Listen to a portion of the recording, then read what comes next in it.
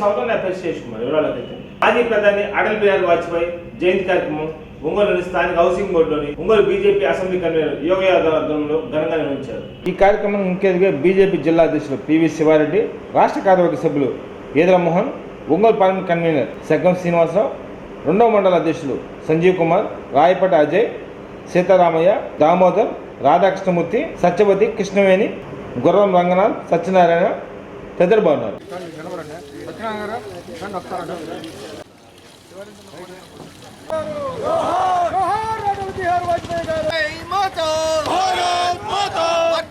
నరేంద్ర మోడీ గారి నాయకత్వం, నరేంద్ర మోడీ గారి నాయకత్వం, జోహార్ అటల్ బిహారీ వాజ్పేయి గారు.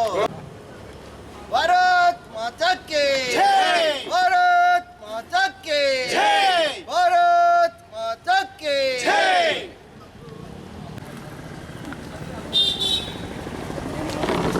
రాముదా యశ్వంత్ వాళ్ళ రమ్మను బయటికి. జై భారత్ మాతా కీ జై, భారత్ మాతా కీ జై, భారత్ మాతా కీ జై, భారత్ మాతా కీ జై. ఉండే సరికి మీకు ఉంటుంది అయితే వాళ్ళకు ఉండే సరికి భారత్ మాతా కీ జై, భారత్ మాతా కీ జై, భారత్ మాతా కీ జై. भारत माता की जय, भारत माता की जय, भारत माता की जय. దగ్గర జరగండి. ఓకే లాగండి లాగండి. ఫోటో కూడా తీసుకో.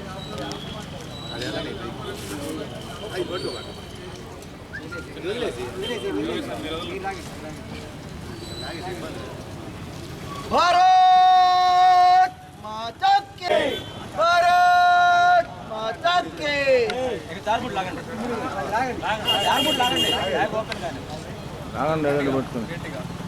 भारत माता की जय, भारत माता की जय. जोहार अटल बिहारी वाजपेयी गारू, जोहार अटल बिहारी वाजपेयी गारू, जोहार अटल बिहारी वाजपेयी.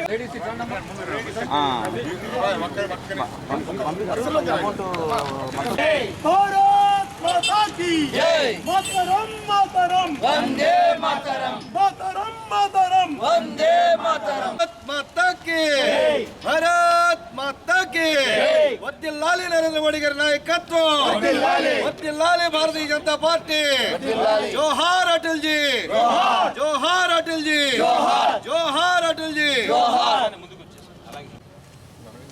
जोहार अटल बिहारी वाजपेयी गारू, जोहार अटल बिहारी वाजपेयी गारू, जोहार अटल बिहारी वाजपेयी गारू, जोहार अटल बिहारी वाजपेयी गारू. जोहार अटल बिहारी वाजपेयी गारू, अमर रहे अटल बिहारी वाजपेयी गारू, अमर रहे अटल बिहारी वाजपेयी गारू. भारत माता की जय, भारत माता की जय.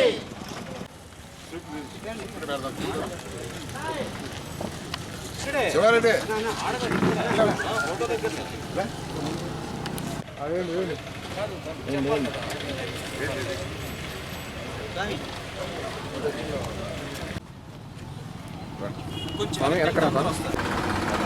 అపర మేధావి, అదేవిధంగా ఈ దేశానికి 3 సార్లు ప్రధానమంత్రిగా చేసినటువంటి వ్యక్తి,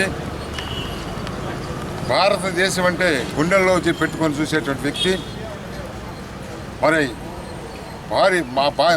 మాజీ భారత ప్రధానమంత్రి స్వర్గీయ అటల్ బిహారీ వాజ్పేయి గారి జయంతి సందర్భంగా ఈరోజు రాష్ట్ర పార్టీ పిలుపు మేరకు అన్ని శక్తి కేంద్రాల్లో కూడా ఈ యొక్క జెండా ఆవిష్కరణ జరగాలని, దాంట్లో భాగంగానే ఈ రోజున నా శక్తి కేంద్రంలో ఇక్కడ జెండా ఆవిష్కారం జరిగిందని ఈ సందర్భంగా తెలియజేస్తున్నాను.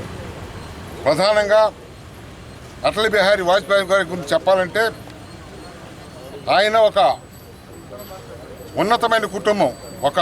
వాళ్ళ తండ్రి గారు ఒక బలి టీచర్ అయితే ఆ కుటుంబంలో వచ్చిన వ్యక్తి, అలాగే ఆర్ఎస్ఎస్లో సుదీర్ఘకాలం ఉండి అనేక ఇబ్బందులు పడి ఆర్ఎస్ఎస్లో ఆ రోజున ఆర్ఎస్ఎస్ శాఖ పోయినప్పుడు మరి నానాజీ దేశ్ముఖ్ గారు ఆ రోజున ఆయన ఒక వారం రోజులు చెప్పులు లేకుండా శాఖకు వస్తే ఆ టైంలో నానాజీ దేశ్ముఖ్ గారు కొంత డబ్బులు ఇచ్చి నువ్వు చెప్పులు కొనుక్కోమంటే ఆ మహానుభావుడు ఆ డబ్బుల్ని ఒక వారం రోజులు 10 రోజుల నుంచి ఒక్క పూటే భోజనం చేయడం జరుగుతుంది కనుక నేను భోజనం చేసి అదేవిధంగా శాఖకు వస్తుంటే మళ్ళీ నానాజీ దేశ్ముఖ్ గారు అడిగారు ఒకసారి ఏది చెప్పులు కొనుక్కుంది అంటే 10 రోజుల నుంచి నేను ఒక పూటే భోజనం చేస్తున్నాను, నేను మీరు ఇచ్చిన డబ్బులతో భోజనం చేశానంటే అప్పుడు ఆ నానాజీ దేశ్ముఖ్ గారు అప్పుడు ఆయన గమనించి ఈ రోజున ఈ స్థాయికి తీసుకొచ్చారు. సాక్షాత్తు పార్లమెంట్లోనే జవహర్లాల్ నెహ్రూ ఈయన యొక్క వాగ్దాటిని చూసి ఆ రోజే ఈయన యొక్క ఈ భారతదేశానికి గౌరవాన్ని నిలబెడతాడు, ఈ భారతదేశానికి ఎప్పుడైనా సరే వాజ్పేయి గారు ఉన్నతమైన స్థానానికి ఒక మంచి పొజిషన్కి వెళ్తాడు, ఒక ప్రధానమంత్రి అని చెప్పి ఆ రోజున నెహ్రూ గారు చెప్పడం జరిగింది. ఈ విధంగా అటల్ బిహారీ వాజ్పేయి గారు 3 సార్లు అంటే 13 రోజులు ఒకసారి ప్రధానమంత్రిగా చేశాడు, 13 నెలలు ఒకసారి ప్రధానమంత్రిగా చేశాడు, ఒకసారి 4.5 సంవత్సరం ప్రధానమంత్రిగా చేసి మరి దేశంలో ప్రధానంగా పోఖ్రాన్లో అణు విద్యుత్ కేంద్రంలో ప్రారంభించినటువంటి వ్యక్తి. అదేవిధంగా మరి ఎంతో ఎనుగుబడినటువంటి రామేశ్వరం నుండి అబ్దుల్ కలాం లాంటి వ్యక్తుల్ని రామేశ్వరం నుండి రాష్ట్రపతిగా నియమించినటువంటి వ్యక్తి, మహా మేధావైనటువంటి అటల్ బిహారీ వాజ్పేయి గారు ఈరోజు ఆయన ఒకటే అన్నాడు, పార్లమెంట్లో ఒక విషయం చెప్తాడు, నేను జీవించిన భారత్ కోసమే, మరణించిన భారత్ కోసమే, మరణించిన తర్వాత గంగలో ప్రవహించేటువంటి నీటిలో నా అస్థికల దగ్గర చెవు పెట్టి మీరుంటే మీకు వినపడేది ఒకటే, భారత్ మాతాకి జై అని ఆ రోజు పార్లమెంట్లో చెప్పినటువంటి మహోన్నతమైన వ్యక్తి, అంత దేశభక్తి కలిగినటువంటి వ్యక్తి భారతదేశంలో ఉన్నారంటే ఒక్క అటల్ బిహారీ వాజ్పేయి గారు అని చెప్పి సందర్భంగా తెలియజేస్తున్నాడు. ఆయన ఈ దేశానికి ఎంతో చేసి ఉన్నారు. ప్రపంచవ్యాప్తంగా అందరూ కూడా అన్ని రాజకీయ పార్టీలు, ఒక బీజేపీ కాకుండా అన్ని రాజకీయ పార్టీ నాయకులు కార్యకర్తలు కూడా అటల్ బిహారీ వాజ్పేయి గారు అంటే అంత ప్రేమ అభిప్రాయాలు చెప్తాడు. ఈ రోజున అలాంటి నాయకుడు మన ముందు లేకపోవడం అనేది మనమందరం చింతిస్తున్నాం. అందుకే ఈ రోజున ఆయనకి ఘనంగా నివాళులర్పిస్తున్నాం భారతీయ జనతా పార్టీ తరఫున అని చెప్పి సందర్భంగా తెలియజేస్తున్నాం. భారతీయ జనతా పార్టీ నాయకులకు, కార్యకర్తలకు, అలాగే మీడియా సోదరులు అందరికీ నమస్కారం తెలియజేస్తున్నాం. ఈరోజు అటల్ బిహారీ వాజ్పేయి గారి జయంతి సందర్భంగా ప్రతి పోలింగ్ బూత్లో కూడా ఈ జయంతి కార్యక్రమాలు ఈ దేశం నలుమూలలా జరగాలని ప్రధానమంత్రి గారు ఆశించడం జరిగింది. అదేవిధంగా ప్రతి పోలింగ్ బూత్లో కూడా ఈరోజు ఈ యొక్క కార్యక్రమాలు దిగ్విజయంగా జరుగుతూ ఉన్నాయి. అటల్ బిహారీ వాజ్పేయి గారు ఆ రోజు ఒకటే చెప్పేవారు, అంత్యోదయ నా జీవితం చివరి పేదవానికి కూడా ఉపయోగపడాలి, పేదవాడు అనేవాడు ఈ దేశంలో ఉండటానికి లేదు అనే నినాదంతో ఆయన ముందుకు రావడం జరిగింది. అలాగే నేషనల్ రహదారులు ఒకప్పుడు గుంటలు మెట్లతో ఉండేవి, పోవాలంటే ఒకటి దాదాపు ఇక్కడి నుంచి విజయవాడకి వెళ్ళాలంటే 4 గంటలు 5 గంటలు పట్టేది. వాజ్పేయి గారి పుణ్యమాని ఆ రోజు భారత ప్రధానిగా ఉన్న టైంలో ఈనాడు గంటన్నరలోనే విజయవాడ వెళ్ళే పరిస్థితి ఉంది. ఈనాడు నరేంద్ర మోడీ గారి సారథ్యంలో ఈ పథకాలు కూడా ఆనాడు కొన్ని పథకాలు అటల్ బిహారీ వాజ్పేయి గారు పెట్టినవే. రైతులకి అన్ని విధాలు ఆదుకోవాలి, ఈ రైతు భేదవానిగా బతకటం లేదు, కాయ కష్టం చేసుకున్న రైతు ముందడుగు వేయాలి అనే ఆలోచన మీద అటల్ బిహారీ వాజ్పేయి గారు ఆనాడు రైతులకి సంక్షేమం కోసం ఎంతో కృషి చేసినటువంటి మహోన్నతమైనటువంటి ఆయన ఒక వైట్ పేపర్ లాంటి వాడు. అక్కడ ఆయన మాట్లాడే ప్రతి ఒక్క మాట కూడా చాలా స్పష్టంగా, చాలా అర్థమయ్యే రీతిలో ప్రతిపక్షాలు కూడా మెచ్చుకునే విధంగా అటల్ బిహారీ వాజ్పేయి గారు మాట్లాడినటువంటి సందర్భాలు ఎన్నో ఉన్నాయి. ఆయన 3 సంవత్సరాలు ప్రధానమంత్రిగా ఎన్నిక కావటం జరిగింది. ఆనాడు అటల్ బిహారీ వాజ్పేయి గారు వేసినటువంటి బీజం ఈనాడు భారతదేశం అంతటా భారతీయ జనతా పార్టీ నరేంద్ర మోడీ గారి సారథ్యంలో ప్రపంచ దేశాల్లోనే గొప్ప పేరు ప్రఖ్యాతులు సంపాదించుకుందంటే ఆ యొక్క పుణ్య ఫలితం అటల్ బిహారీ వాజ్పేయి గారిది అని చెప్పడం జరిగింది. జన్మదినం సందర్భంగా వారికి నివాళులర్పిస్తూ మరి స్వర్గీయ వాజ్పేయి గారిని దేశానికి సుపరిపాలన అందించినటువంటి వ్యక్తిగా భారత జాతి ఆయన్ని సదా జ్ఞాపకం ఉంచుకుంటుంది. మరి అదేవిధంగా అభివృద్ధికి చిహ్నాలైనటువంటి రహదారులని, జాతీయ రహదారులని వేగవంతంగా ఆచరణలో పెట్టించినటువంటి మహానుభావుడు స్వర్గీయ వాజ్పేయి గారు. మరి అదేవిధంగా ఈరోజు ప్రధానమంత్రి నరేంద్ర మోడీ గారు మరి ఆ బాటలోనే పయనిస్తా సుపరిపాలనని ఇంకా మరింతగా జనానికి చేరువ చేసే విధంగా ఈరోజు కృషి చేయడం జరుగుతూ ఉంది. మోడీ జగన్ ప్రభుత్వాల మనువాదంపై పోరాడాలని దళిత హక్కుల పరిరక్షణ సమితి అధ్యక్షుడు నీల నాగేంద్ర అన్నారు. స్థానిక ఎస్ఎం కాలేజీ అంబేద్కర్ విగ్రహం వద్ద మనస్మృతులు దహనం చేశారు. ఈ కార్యక్రమంలో దళిత సంఘ నాయకులు కాకుమాన రవి, తానికొండ ఆనంద్, దారా అంజయ్య, దేవరపల్లి రమణయ్య, పాలెడి శ్రీనివాసరావు తదితరులు బాగున్నారు.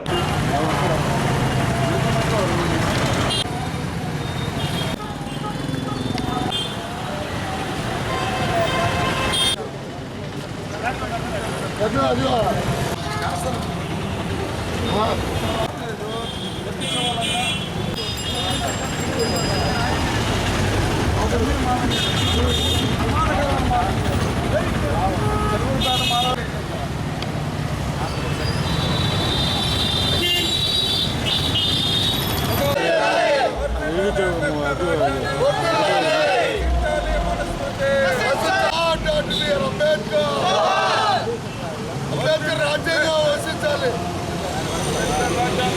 మనువాదం రచించాలి.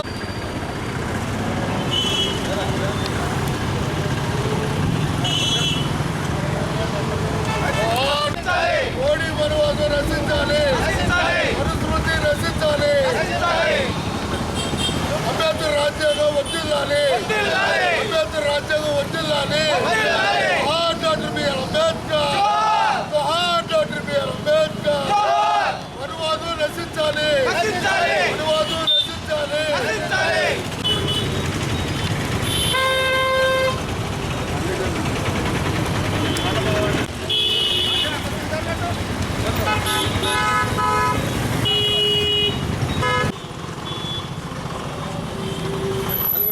పట్టుకోండి.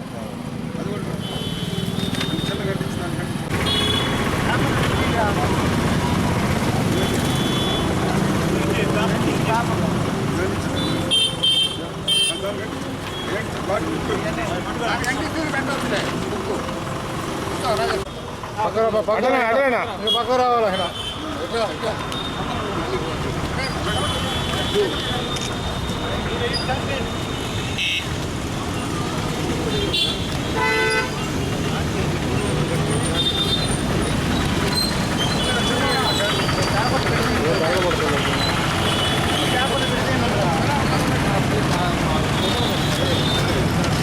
రచించాలి మనుస్మృతి. రచించాలి Manusmriti. Doctor BR Ambedkar. Doctor BR Ambedkar. రచించాలి మనువాదం. రచించాలి. రచించాలి మనువాదం. రచించాలి మనువాదం. Doctor BR Ambedkar. అంబేద్కర్ రాజ్యాంగం. అంబేద్కర్ రాజ్యాంగం. Doctor BR Ambedkar.